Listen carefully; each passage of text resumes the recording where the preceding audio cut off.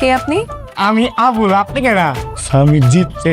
তোমার এক্স ভালো আছে তোমার ছোট ভাইয়ের সাথে? আসসালামু আলাইকুম ভিউয়ার্স, আশা করি সবাই অনেক ভালো আছেন। এটা আমাদের গল্প নাটকের প্রতিটি পর্ব যেন আমাদের হৃদয় স্পন্দন বাড়িয়ে দিচ্ছে। 29তম পর্বের সেই কান্নামাখা মুহূর্তগুলোর পর আমরা এখন দাঁড়িয়ে আছি এক বিশাল বড় প্রশ্নের সামনে।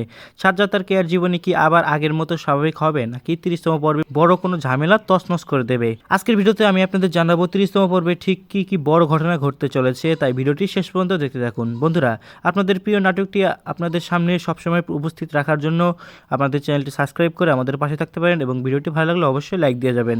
তো চলুন শুরু করা যাক। বন্ধুরা, 30তম পর্বে আমরা গল্পের এক চূড়ান্ত মোড় দেখতে পারি। 29তম পর্ব সাজ্জাদ আর কেয়ার মধ্যে কি দূরত্ব সৃষ্টি হয়েছিল।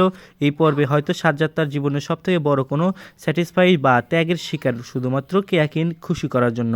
সবথেকে বড় চমক আসতে পারে কেয়ার পক্ষ থেকে। কেয়া কি পারবে তার পরিবারের সামনে সম্মান আর সাজ্জাদের ভালোবাসার যে কোনো একটি বেছে নিতে? 30তম পর্বে হয়তো দেখা যাবে সাজ্জাদ কেয়ার শেষবারের মতো কেয়ার সামনে মুখোমুখি দাঁড়িয়ে এক না বলা কথা প্রকাশ করতে যাচ্ছে, যা শুনলে কেয়ার পায়ের নিচে থেকে মাটি সরে যেতে পারে। পরিচালক মোস্তফা কামাল রাজ ভাইয়া এই পর্বে এমন কিছু দৃশ্য রেখেছেন যা দর্শকের মনে বড় দাগ কাটবে।